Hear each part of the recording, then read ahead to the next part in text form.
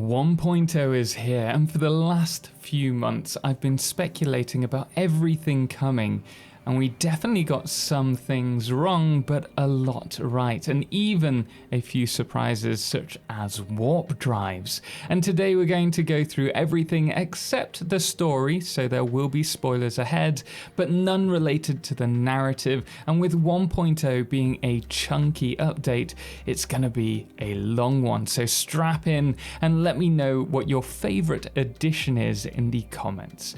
But first, I should say, after recording the Satisfactory podcast with Bits the other day, Snut gave us a few days early access so that we could prepare a video for today, hence why we're here.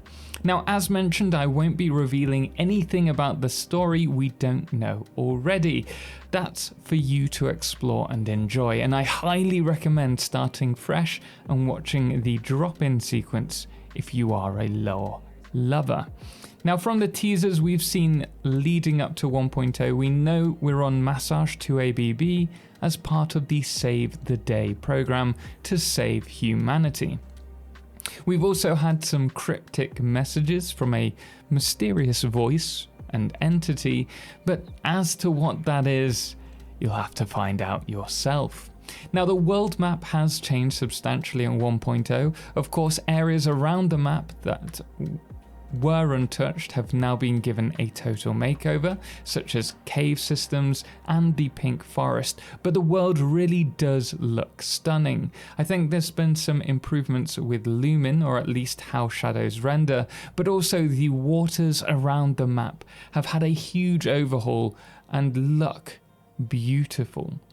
There are also new caves to discover, resource nodes have been rebalanced with some purities changed, new nodes have also been added, and some resource nodes have been removed altogether. And with so many changes, I do recommend checking out Satisfactory Calculator's stable branch map to see the changes that have happened. Now, a lot of geysers have been added, which will be a great boost to our power infrastructure, which you'll want to capitalize on now, as the late game could be very power intensive. On top of this, Sam Orr has also been given a shiny new reskin, and they've even added a new crab variant creature that bursts into a larger group of crabs.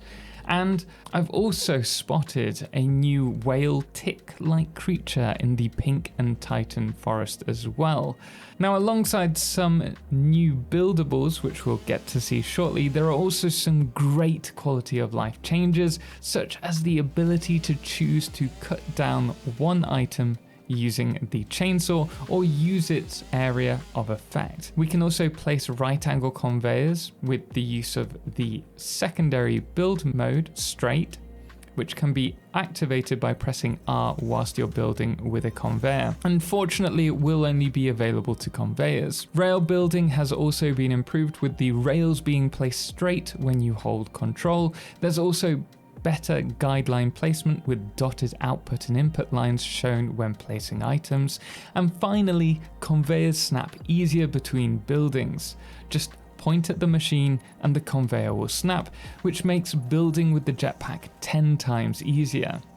Now, there have also been a few rebalances to buildables and items. For example, the supercomputer is no longer in the Caterium mam tree and will not be needed for the geothermal generators or the programmable splitters. Now, the jetpack is available at the start of Tier 5 now, making it more replicable to use solid biofuel to power it. Logistics Tier 4 now includes the truck, and the fuel generators have been moved to their own milestone, and more importantly, fuel generators and trains now no longer need computers to set up, making early game logistics much easier. Now, on top of this, some buildables have had their item requirements changed, and a fair few recipes have been receiving rebalances. Now, early game power has been revamped thanks to the automated biofuel generators, making it easy to set up and maintain early game power. It'll be best to set up some dedicated solid biofuel lines though, and maximize their potential whilst you're unlocking coal power. Now, as mentioned, there are a lot of geysers available to be utilized, and thanks to the removal of supercomputers to build geothermal generators, this is a great early mid-game power option. Fuel generators have received a buff, producing 100 megawatts extra, and it's important because the new buildables that come in the late game, similarly to the particle accelerators, use fluctuating power. So you'll want to be making use of higher power overheads, priority power switches, or larger power storage facilities to ensure that you can manage any spikes in power usage. And to help with this, we have been given two new liquid fuels. Rocket fuel, produced by combining nitric acid with turbo fuel, and ionized fuel, which is produced combining rocket fuel with power shards. Now, both of these do have the byproduct of compacted coal, which can then be used to loop back into the turbo fuel setup, or can be used elsewhere should you wish. Now, both these fuels have various applications, but I'll return to them later. We also have a new Fixonium fuel rod production tree. This utilizes plutonium waste to provide a short burn, waste-free power option to the late game factories. And this of course means that we can produce waste-free plutonium, which is a great addition to the game. And then finally we have the Alien Power Augmenter. This provides your grid with 500 megawatts plus a 10% total boost to your power grid. And this can be stacked, but is built with Summersloop, of which we have roughly 130 available in the map now. But it's also important to note that on top of this, that the cool looking animation that we saw in one of the teasers is superpower. By feeding the augmenters alien power matrices, we can actually boost the grid by 30%, which is crazy. Now, touching back on the fuels, once packaged, all fuels can now be used in drones. This is great as it reduces the bottleneck around sulfur being used for batteries, but each fuel type changes the speed drones fly, increasing overall throughput. We can also use rocket fuel and ionized fuel in our jetpacks. Rocket fuel allows you to ascend really quickly, and ionized fuel is a healthy balance of speed with better control. But if you thought that was cool, wait till you see some of the other stuff that's coming. Now, for me, one of the best things about Satisfactory is the ability to customize our worlds. And for the decorators among us, we have a good few new build pieces, including 3 new windows, 2 types of barriers, a new chain fence, a tart fence, and stair pieces. And these can be unlocked in the Awesome Shop along with the new metal finishes. And we have 5 finishes currently in game: unpainted, copper, carbon steel, caterium, and chrome. These changes also mark the removal of petals and color cartridges in the game, so if you want to decorate, you're free to. One other change to painting is that paints have a shiny, matte, and default variant when you pick them, but so far I've yet to see any difference between them. But that's not the only customization option we have. With the remodel of the hub, we get the ability to customize our character's color, helmet, and accessories. And on top of this, there's at least 1 bonus helmet that you can find. And I'm sure there's more, but if you wait until the end of the video, I will share you the exact location. But I do think there may be more items to unlock or find, so do let me know here in the comments below if you do come across any. And with these changes to character, it's the perfect time to jump into multiplayer, which bears its own quality of life improvements, with lots of work going to improving the stability of servers. So now may be the perfect time to set up a dedicated server to play with friends. And if you're thinking about it, do check out low.ms. If you use my link and the code Totalxclipse, you can get 20% off your first month. The link's in the description below. MAM Research has also had a few big changes, namely hard drives are now stored in an unlock library, and each hard drive offers 2 recipes that lock the unlocked recipes from being rolled again. You can choose either to re-roll them once for 2 new recipes, or you can hold on to them in your hard drive library, which will increase the chances of getting the best recipes unlocked early as you're locking those from being rolled again. Now there's also a new MAM research item, which is alien technology. This is where you'll be researching SAM, Mercer spheres and Summer Sloop to unlock the cool new features such as the dimensional depot, which we'll cover shortly. There's also the Summer Sloop amplification tech that allows you to use Summer Sloop in machines to boost the outputted items from a machine at the cost of 4 times power. Gas masks are also now available in the mycelia tree rather than via milestones, and you may have noticed that the MAM has also received model updates and UI improvements, similar to the hub. Now you can bet I'll be unlocking all of the new research and buildables as soon as possible to play around with during our streamathon, which just so happens to be today 1.0's release. And here I am at 3 in the morning editing this final video for you, trying to get it done. But unfortunately I've had so many technical problems. Now I just wanted to really quickly mention what we're doing as part of 1.0's release and to celebrate the channel. 5 years, this is the pinnacle of everything that we've been working towards, that we are going to be running a streamathon, and during the streamathon, which will be running on Twitch, but also our More Total channel most days, but today it's going to be on the YouTube main channel, but we're going to be running this streamathon, and any Twitch subs, donations, YouTube super thanks on videos like these, or YouTube super chats, I get confused all the time, they will all push up the total stream time. So we'll just keep on going throughout the month depending on that. But we are going to be celebrating with loads of giveaways. We've got some factory games that we're going to be giving away.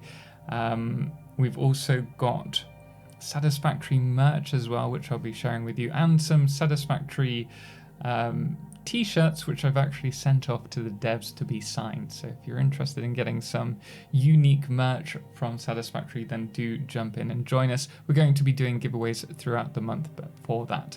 But anyone can join, it's free. You don't have to pay or do anything, just, well, chill and stream and chat with us. But then again, if you're not bothered about winning merch and you'd like to just purchase some, then do use my link. I'll put it in the description below. You can get a free pack of stickers or a slug plushie for free if you spend over $40 with that link. So do consider it if you're thinking about getting some of this awesome merch. But if that wasn't spicy enough for you, I'm also going to be doing the Hot Ones challenge with my wife. And so we've got 10 super hot spicy sauces that we're going to be trying. Not all at once because I don't think my stomach can take it. But guys, if you'd like to join me in stream after this, then please do, and let's get back to the video. Now, one of the biggest changes is the new factory buildables that are coming in 1.0. Firstly, there's the new quantum encoder that was revealed in the quantum tech videos, but we also have the converter, which allows us to use reanimated SAM to convert different ores, removing the hard lock on how much nuclear power you can produce, or anything else for that matter. It's also used to produce a few new items such as fixite ingots and time crystals. And thirdly, the converter can produce electrified photonic matter and dark matter residue, which is used in late game production. Now on top of this, we have got the new Mark 6 belts, which will allow us for a crazy throughput of 1,200 items per minute. Now this uses time crystals and fixite trigons to produce. We then have the dimensional depot. Now this allows us to upload items from our factories to be retrieved in our inventory. This works both ways though. You can also upload items from your inventory to the cloud, and you can also choose to build from the dimensional depots inventory. Perfect if you run out of items or would just prefer building from the depot if you like. Now this has to be one of my favorite features, as it will save us going back and forth to our storage facilities, and it's available from steel, so really early on. And another new favorite is the Power Augmenter. After all, its animation looks pretty awesome. Now, as we predicted, we've also received 2 more tiers of the Blueprints Designer, the tier 2 being a 5x5 blueprint and the tier 3 being a 6x6 blueprint. Now, you won't be able to upload smaller blueprints to these, but you will still be able to place these smaller blueprints inside of them. Now, despite them being larger, this still maintains a level of puzzle solving, forcing us to play around with modules rather than using massive single blueprint factories, though I'm sure, no doubt, some of you will have a go at that. Now, we then have the new Phase 5 Space Elevator tier. This includes the Matter Conversion, Quantum Encoding, Fix-It Blueprints Mark III, Spatial Energy Regulation, and Peak Efficiency. And with all of these, we have a ton of new items. So starting with the Matter Conversion, we have the Fixite Ingot, the Fixite Trigon, Diamonds, Time Crystal, Reanimated SAM, and SAM Fluctuators, and the first of the 3 new space elevator parts, the Biochemical Sculptor. Quantum encoding then unlocks the new excited photonic matter and dark matter residue, along with the dark matter crystal, superposition oscillator, neural quantum processor, and the AI expansion server, which is our second new space elevator part. And with peak efficiency, you have Fixonium and the Fixonium fuel rod that we mentioned earlier. And finally, we have the Singularity Cell and Ballistic Warp Drive in the Spatial Energy Regulation. And if that wasn't enough, there's a ton of new alternate recipes for us to wrap our heads around as well. Now, also, that collectible helmet that I mentioned earlier can be found in the Doggo Cave along the Gold Coast. Picking it up allows you to use it and customize your character with it, which is pretty sweet. Oh, and before I forget, there's also teleportation. As predicted, it allows us to travel between 2 linked portals at the cost of feeding it singularity cells and power. And a lot of power, in fact, as the greater the distance between the 2 linked portals, the more power it needs to charge. This particular one peaks at almost 1 gigawatt. But it looks pretty darn awesome if you ask me, so it's well worth it. Oh yeah, and I forgot, the space elevator looks pretty damn cool from here too, but better get back to work. But before I do so, I think I need a bathroom break.